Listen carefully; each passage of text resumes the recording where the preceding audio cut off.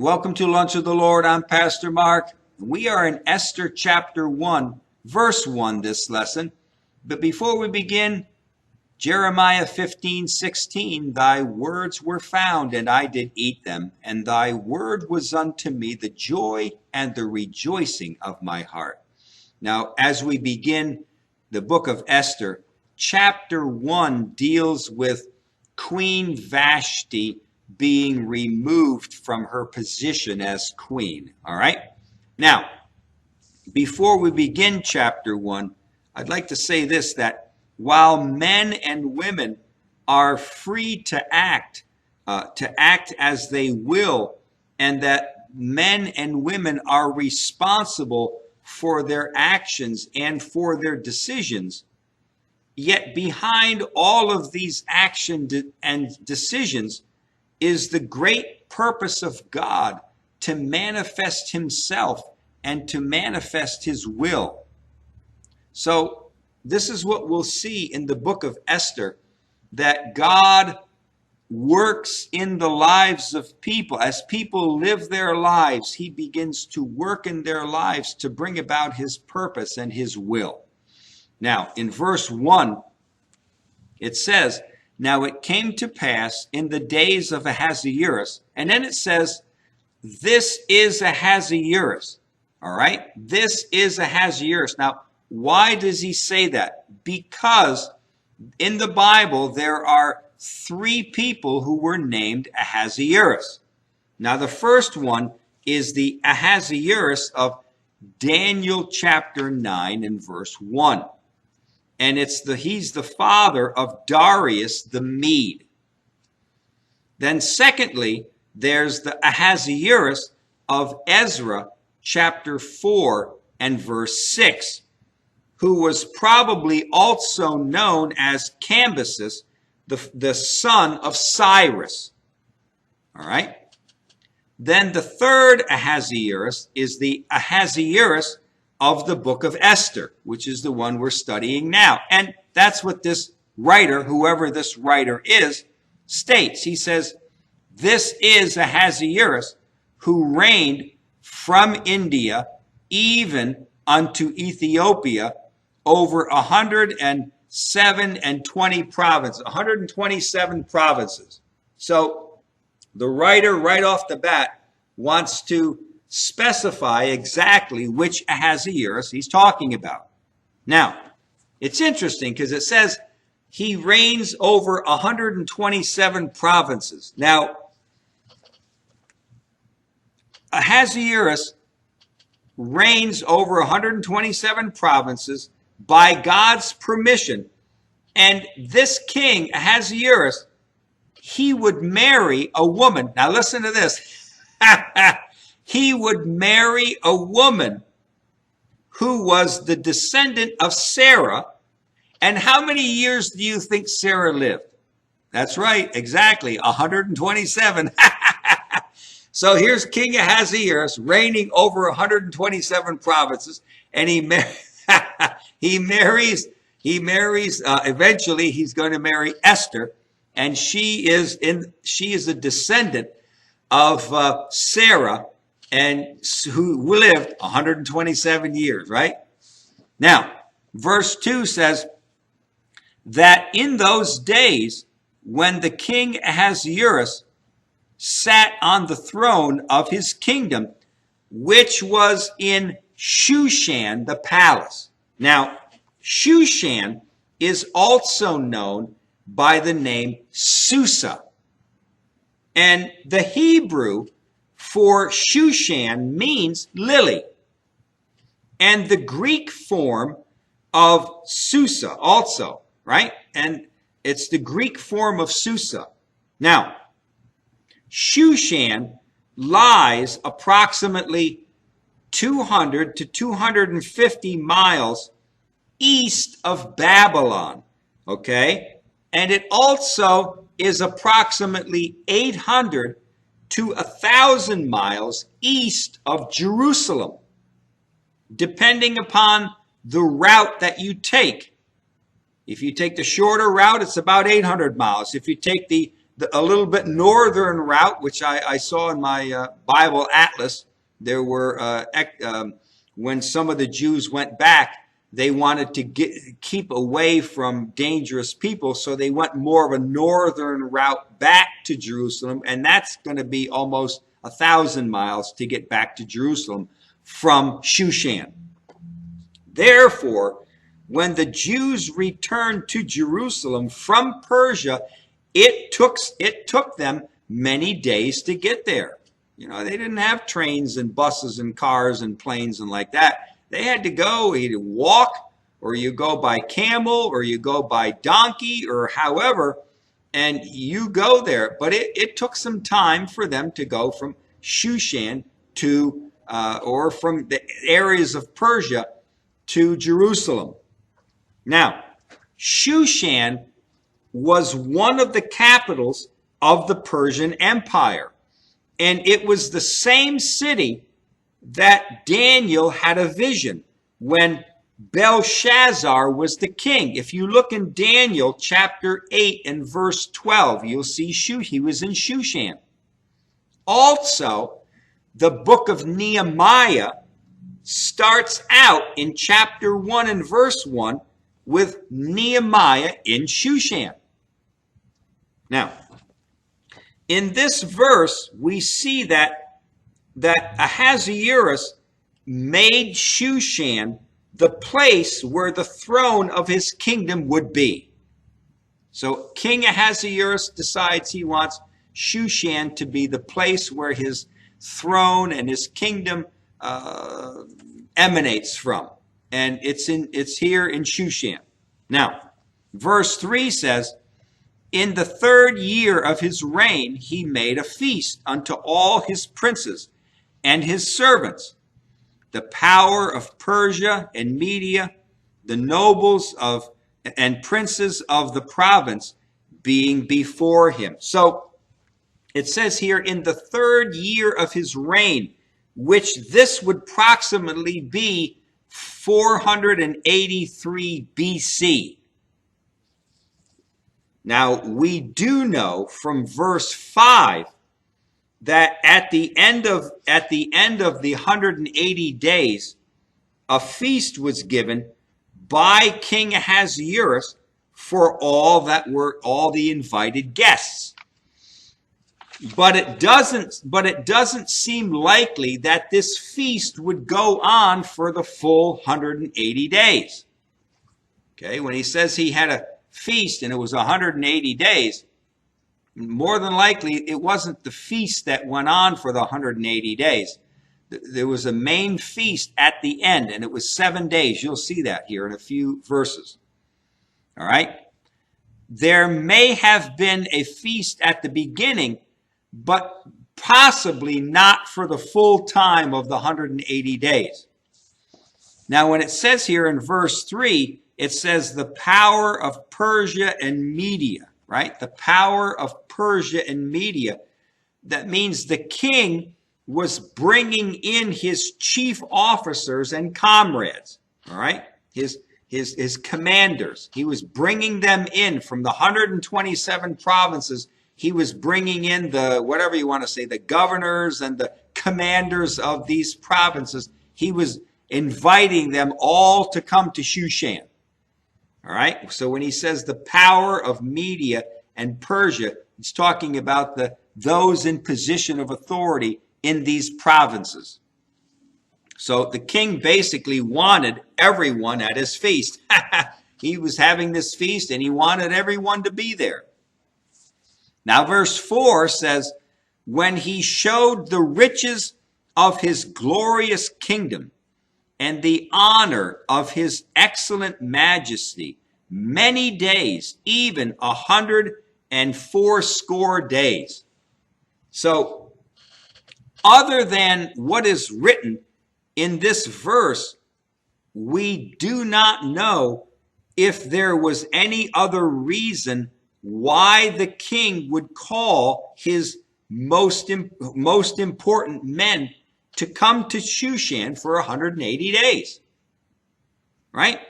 Now, so it says here, in the 3rd year of his reign, He calls unto his princes from Persia and Media, right? And the nobles and princes of the governors being before him, and he showed them the riches of his glorious kingdom.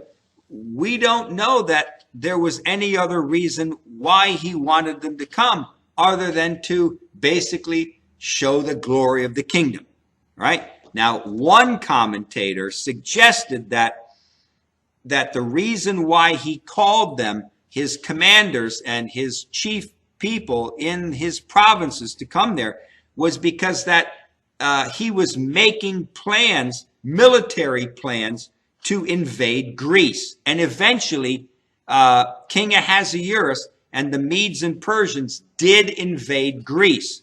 All right?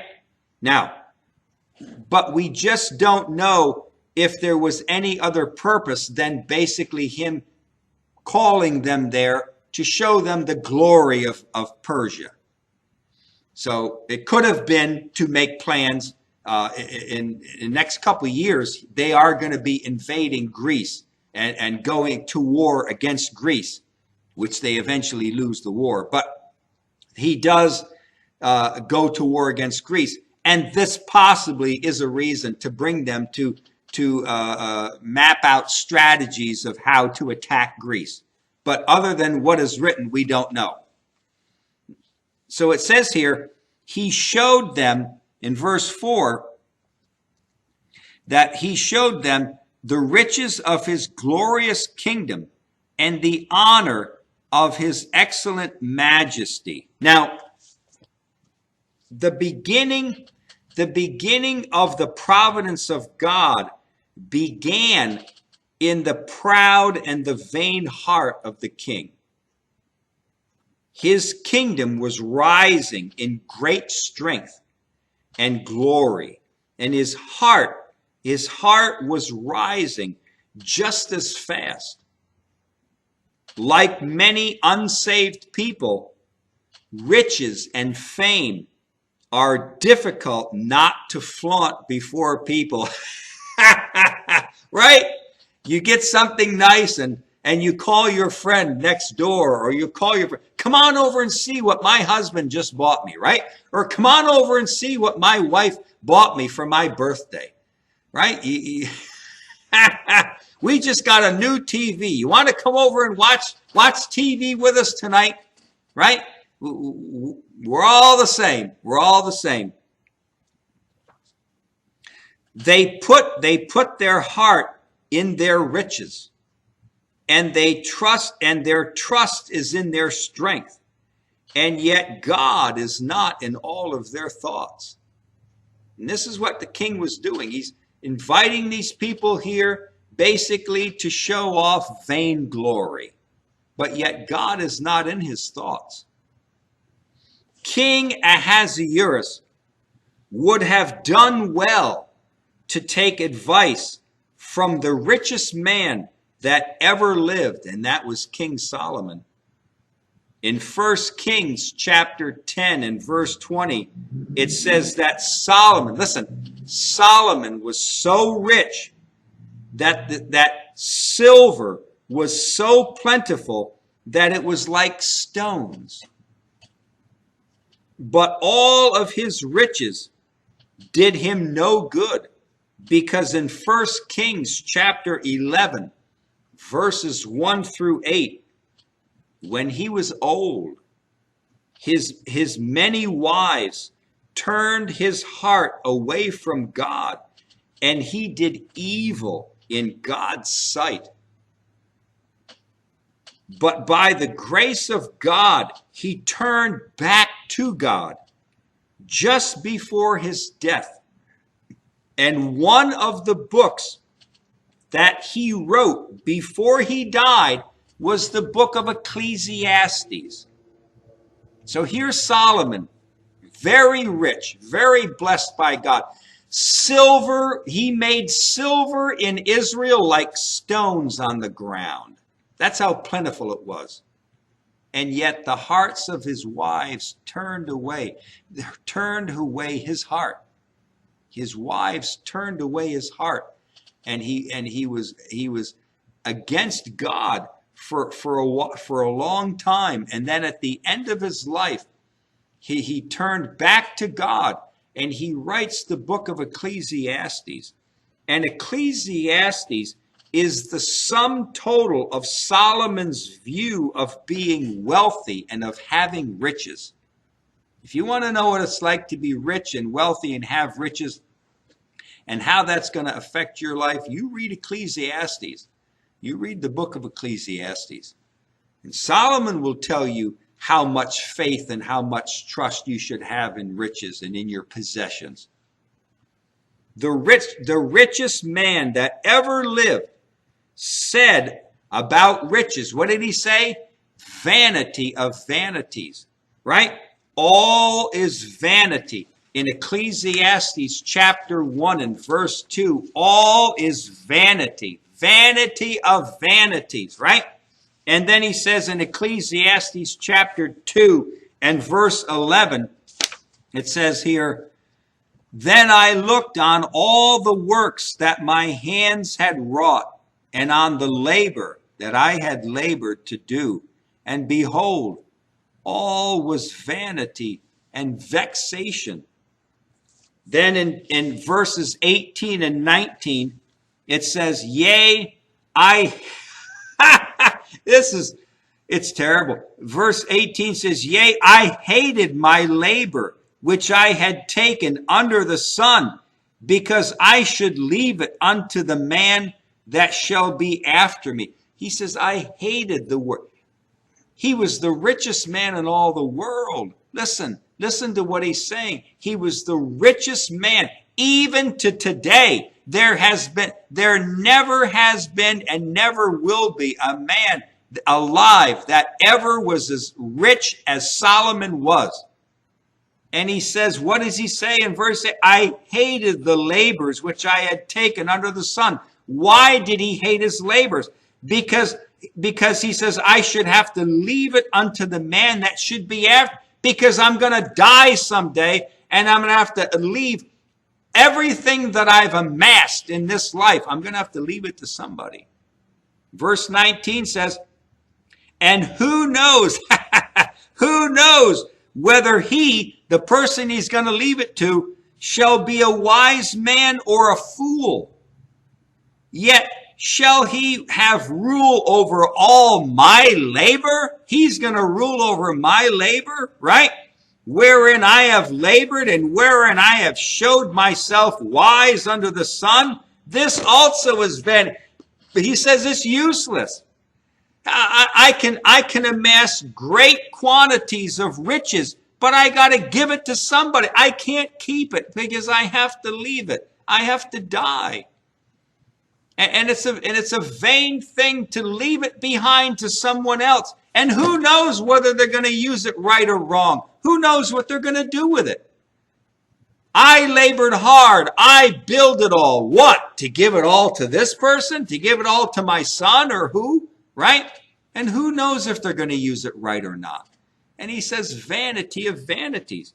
And then in verse 24 of chapter 2, he says, there is nothing better for a man than that he should eat and drink, and that he should make his soul enjoy good in his labor. This also I saw, that it was from the hand of God. You know, verse 24 is what is really important. Verse 24, Solomon, the richest man that ever lived, said, he says that this here, verse 24, is what life is all about, right? It is all from the hand of God. Verse 24, there is nothing better for a man than that he should simply eat and drink, right? And that he should make his soul enjoy good in his labor. It doesn't matter whether you have 5 cars or 2 or 3 houses, or whether you're going to be able to buy a house on the ocean or buy a house on the lake, right? Or buy some property, and it doesn't matter. None of that matters. Are you able to eat food today? Are you able to drink today? Right? That, be happy. Enjoy the fact that you have work. Because why? You got to die someday and you got to leave it to somebody. You're not going to be able to enjoy it forever.